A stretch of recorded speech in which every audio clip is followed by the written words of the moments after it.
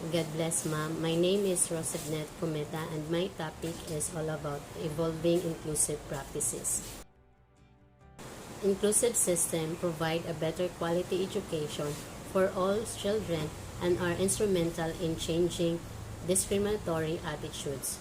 Schools provides the concept of a child's first relationship with the world outside their families, enabling development of social relationship and interactions. Children around the world are excluded from schools where they belong because of disability, race, language, religion, gender, and poverty. But every child has the right to be supported by their parents and community to grow, learn, and develop in early years. Upon reaching school age, to go to school and be welcomed by teachers and peers alike. When all children, regardless of their differences, are educated together, everyone benefits. And that is the cornerstone of inclusive education. Evolving inclusive practices is the third dimension to both an INSCO's framework for school 2002, where administrators must first try to create inclusive cultures among its stakeholders, then build better, more all-encompassing policies. The term evolving assumes that we already have strategies in place which we just have to revisit for possible improvement. It suggests advancement and possible growth, which means that we can look at these existing strategies and just adjust this according to the needs of our students along the way. There are two effective evidence-based inclusive practices that can be used in the classroom. One is the Universal Design for Learning or UDL and the differentiated instruction. Universal Design for Learning is the mechanics approach to instruction. It refers to the design of instructional materials and activities to make the content information accessible to all children. It is an approach of teaching aimed at meeting the needs of every student in the classroom. It can be helpful for all learners, including learners with learning and attention issues, but UDL takes carefully planning by teachers. There are few examples of how UDL can work in the classroom. One is the positive lesson goals. Having goals helps students know what they're working to achieve. That's why goals are always made apparent in a UDL classroom. One example of this is posting specific goals in the classroom. Students might also write down or insert lesson goals in their notebooks. Then teachers refers to the lesson goals during their lesson itself. Number 2 is assignment options. In a traditional classroom, there might be only one way for students to complete an assignment, and that might be an essay or a worksheet. But in UDL, there are multiple options. For instance, students might be able to create a podcast or a video to show what they know. There are tons of possibilities for completing assignments as long as the students meet the lesson goals. Number 3 is flexible workspaces. UDL promotes flexibility in the learning environment. That is why in a UDL classroom, there are flexible workspaces for students. This includes spaces for quiet individual work, small and large group work, and group of instruction. If the students need to tune out noise, they can choose to wear earbuds or headphones during independent work. Regular feedback. With UDL, students get feedback often every week on how they're doing. At the end of the lesson, teachers may talk with individual students about lesson goals. Students are encouraged to reflect on the choices they made in the class and whether they meet the goals. If they didn't meet the goals, they are encouraged to think what might have helped them do so. The last example is digital and audio text. UDL recognizes that if students can access information, they can't learn it. So, in a UDL classroom, all materials are accessible for all types of learners. Students have many options for reading, including print, digital, text-to-speech, and audiobooks. Videos have captions, and there are transcripts for audio.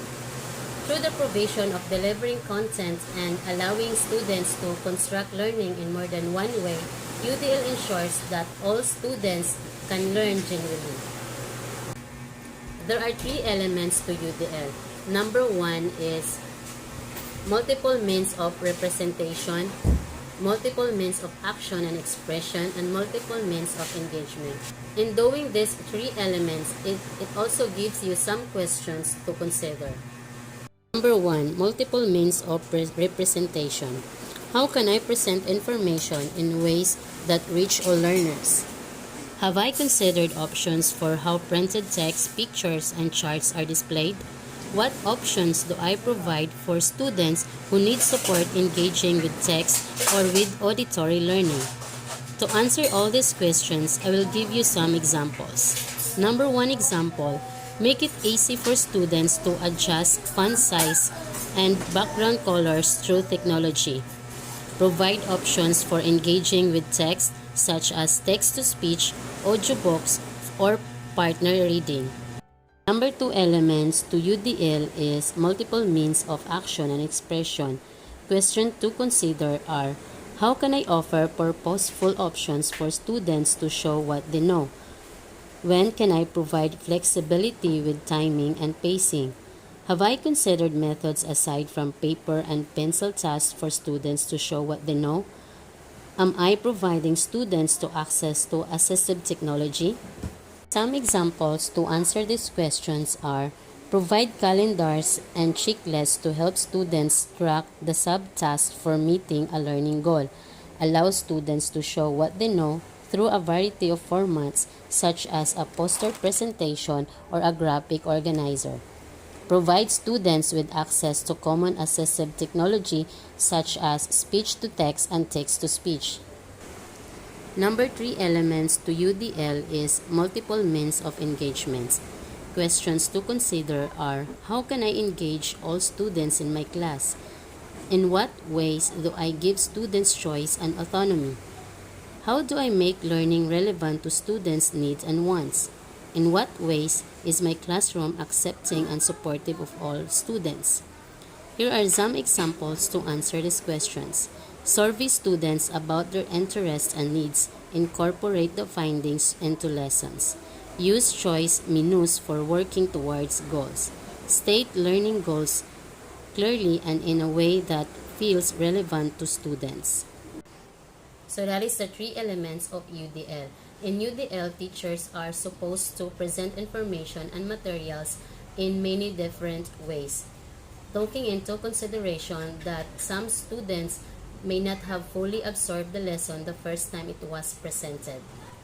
The concept of multiple means of representation is meant to ensure that all students are able to access and understand the learning materials. After this, teachers are allow students to express what they learn in various ways. And finally, the teachers uses different techniques to reinforce learning at the student's optimal level. The 9 principles of UDL. Number 1 is equitable use. Inclusive practices are designed to be useful, appealing, and safe for all students, families, and professionals to use. Individual differences and various contexts are respected. Like for example, use culturally responsive teaching strategies and materials like mother tongue-based multilingual education. Principle number 2, flexible use, are designed to accommodate the individual preferences, abilities, and needs of all students, families, and professionals. Flexibility in providing choices for methods and pacing are exercised. Principle 3, simple and intuitive use. Inclusive practices are designed to be easy for all to use and understand. Like for example, establish classroom rules and routines, use graphic organizers for synthesizing materials, develops coursing rubrics with the students. Principle number 4, perceptible information.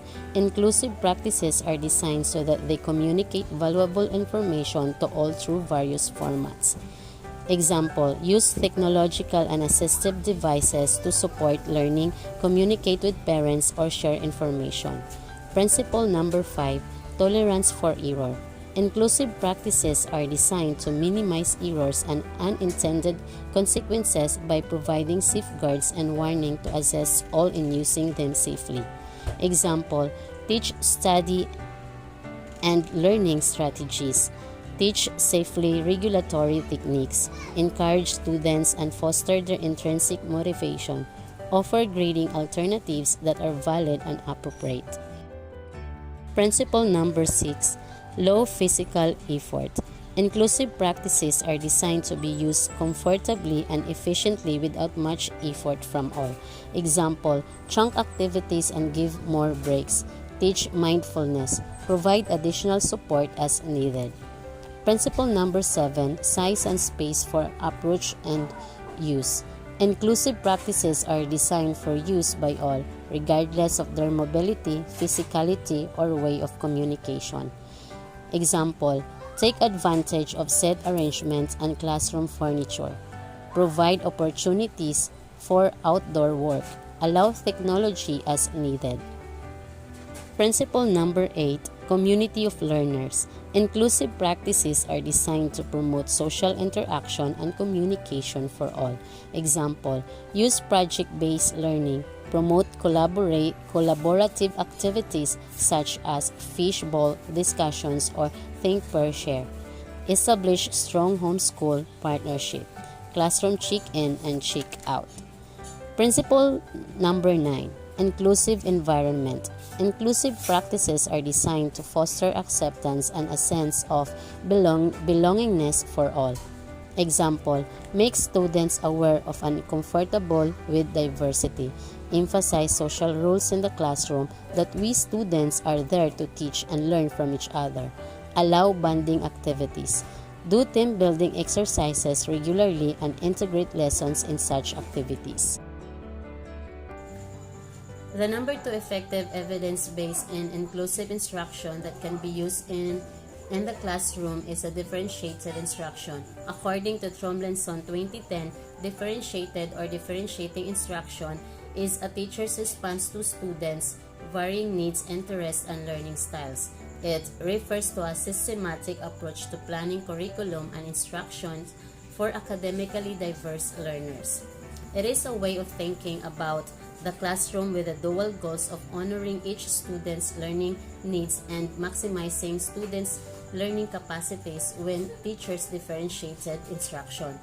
They use a variety of teaching and learning strategies that necessary to meet the diverse needs of students in any class.